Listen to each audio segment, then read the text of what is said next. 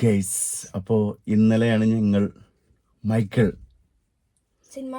Movie കണ്ടത്. തൃശ്ശൂർ ജോസ് തിയേറ്ററിൽ നിന്നാണ് പടം കണ്ടത്. അടിപൊളി തിയേറ്റർ എക്സ്പീരിയൻസ് ആയിരുന്നു. അടിപൊളി സൗണ്ട് ആയിരുന്നു, എടുത്തു പറയണം. പ്രത്യേകിച്ച് പടത്തിന്റെ ക്ലൈമാക്സ് സീനുകളിലൊക്കെ കുറച്ച് ഷോസ് കാണിക്കുന്നുണ്ട്. അതൊക്കെ ഭയങ്കര വൈബിൽ ഞങ്ങൾ എൻജോയ് ചെയ്തു. നല്ല അടിപൊളി ഓഡിയൻസും ആ പാട്ടിന്റെ ഒപ്പം ഞങ്ങൾ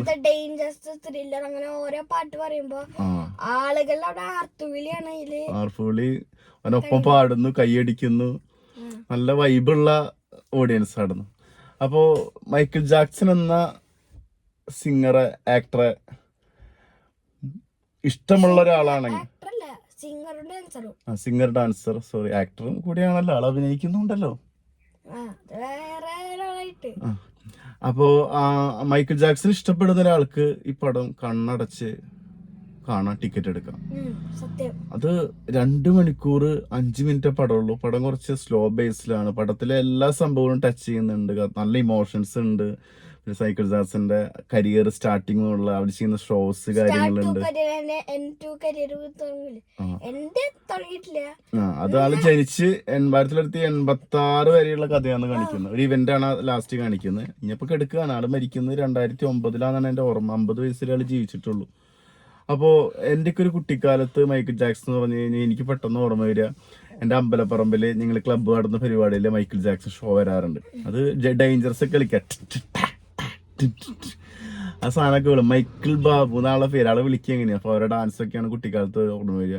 പിന്നെ ഞങ്ങൾ ടൂർ പോകുന്ന സമയത്തൊക്കെ ഫുള്ള് ഈ പാട്ടാടുന്നു. രശ്ലേട്ടനും സുധീഷേട്ടനൊക്കെ ഭയങ്കര ഫാനാണ്.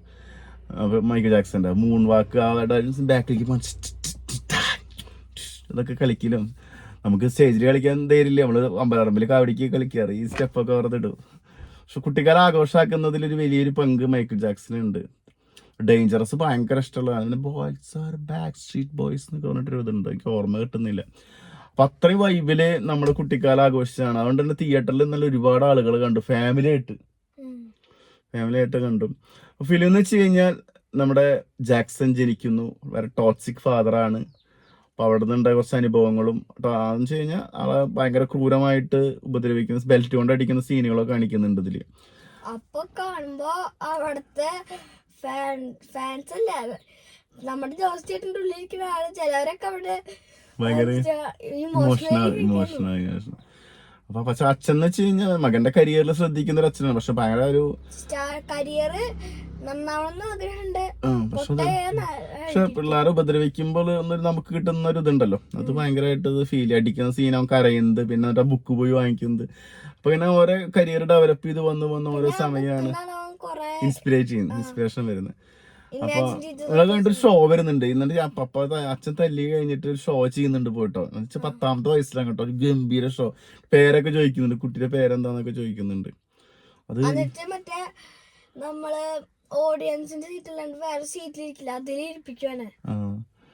അതൊക്കെ രസമായിട്ടുണ്ട്. വേറൊരു ആൾക്കാർ വന്നിട്ട് ഇവന്റെ ഷോക്ക് കുറിച്ച് ഡേറ്റ് എടുക്കുന്നതും കാര്യങ്ങളൊക്കെ ഉണ്ട്. പക്ഷെ അപ്പൊ ഒരു സാറ്, അവന് ശരിക്കും 10 വയസ്സാണെങ്കിലും അപ്പൊ ആ സാറ് 8 വയസ്സാണെന്നാണ് പറഞ്ഞത്.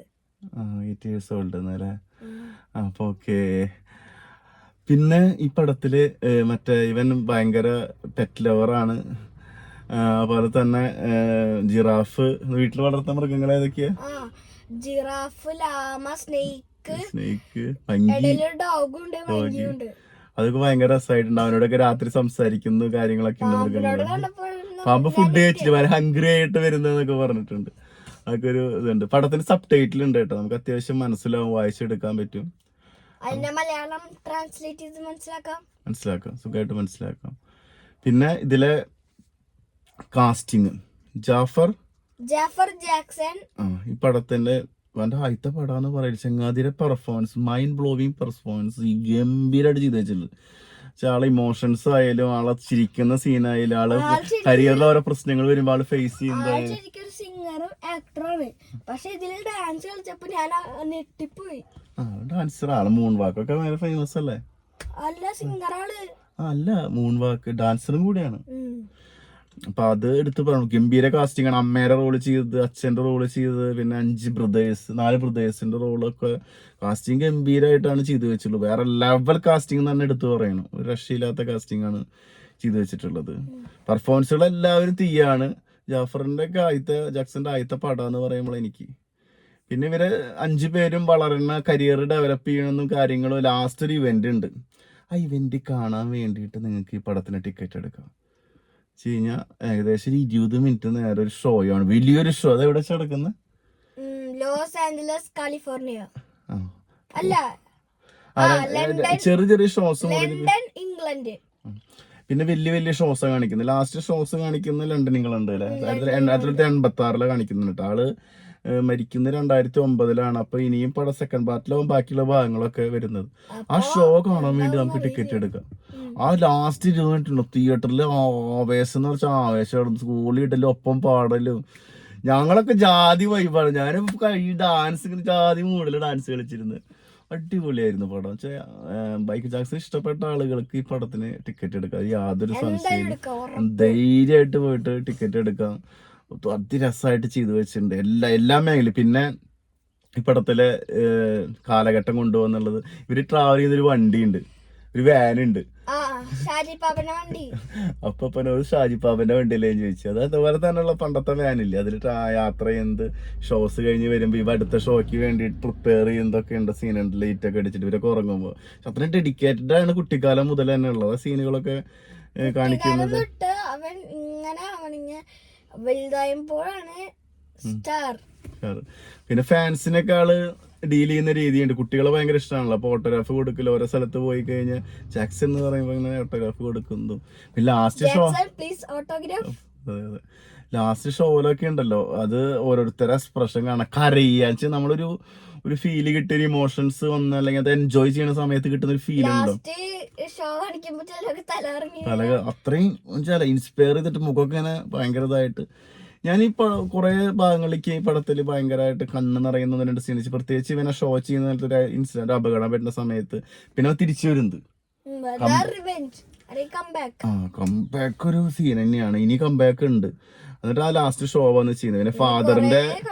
പിന്നെ ഫാദറും അവസാനം കുറച്ച് എന്താ പറയാ സ്വാർത്ഥനായിട്ടുള്ള കുറച്ച് കാര്യങ്ങൾ കാണിക്കുന്നുണ്ട്. പിന്നെ ലാസ്റ്റും പൈസ മൈക്കിൾ ജാക്സൺ ഒരു ദിവസം കാണിച്ചവിടെ. പിന്നെ 5 ബ്രദേഴ്സിനൊക്കെ നന്ദി പറയുന്ന ഒരു സീനൊക്കെ ഉണ്ട്. അപ്പോ ഒരു മൈക്കിൾ ജാക്സൺ ലവർ ആണെന്നുണ്ട്. ഇന്നലെ ഞങ്ങള് വന്നിട്ട് പടം കഴിഞ്ഞ് വന്നിട്ട് ഞങ്ങള് മൈക്കിൾ ജാക്സന്റെ ചെയ്തിട്ടുള്ള വർക്കുകളൊക്കെ ഞങ്ങൾ യൂട്യൂബിൽ അടിച്ചു നോക്കി. അതിലേത് നമ്മള് കണ്ടത്? ത്രില്ലറില്ലേ, ത്രില്ലറിന്റെ ആ സീനില്ലേ, കറക്റ്റ് അതങ്ങനെ ഷൂട്ട് ചെയ്ത് വെച്ചുള്ളത്, ഒരു മാറ്റവും ഇല്ല. ശരിക്ക് ആ ത്രില്ലർ എന്താണ് അന്ന് എടുത്തു വെച്ചുള്ളത്, അതുപോലെ തന്നെ 2024 എടുത്തു വെച്ചത്. സംഭവം മനസ്സിലാവുന്നില്ലേ? മേക്കപ്പ് ആർട്ടിസ്റ്റിന്റെ ഇതാവാം, അല്ലെങ്കിൽ ആ പണ്ടത്തെ സാധനം എഡിറ്റ് ചെയ്തതാവാം. അല്ലല്ല, എഡിറ്റ് ചെയ്തല്ല, അത് അന്ന് കളിച്ചത്. അത് കൊല്ലങ്ങൾക്ക് മുമ്പ് മൈക്കിൾ ജാക്സൺ ചെയ്ത ഷോ അത് വീണ്ടും അതുപോലെ ഷൂട്ട് ചെയ്തുള്ള. അതല്ലേ 2020 ഈ പടത്തിന് വേണ്ടി വീണ്ടും ഷൂട്ട് ചെയ്തവര്. അത് ഗംഭീരട്ടോ. അതില് ഇയാള് മൈക്കിൾ ജാക്സൺ അല്ലാന്ന് ആരും പറയില്ല. ഞാൻ കണ്ടെന്റെ മൈക്കിൾ ജാക്സണ്. ഞാൻ സത്യം പറഞ്ഞു കഴിഞ്ഞാൽ ഞാൻ പടത്തിന് പോകുമ്പോ എനിക്ക് കുറച്ച് ഇങ്ങനെയൊന്നും പ്രതീക്ഷ ഉണ്ടായിരുന്നു. നമ്മൾ തിയേറ്ററിൽ കണ്ട ആള് അതേ തന്നെ ഫോണിലും. ശരിക്ക് കാസ്റ്റിംഗ് ഡയറക്ടർ പേരെന്താ? ആന്റണി ഫീക്ക്. അതെ.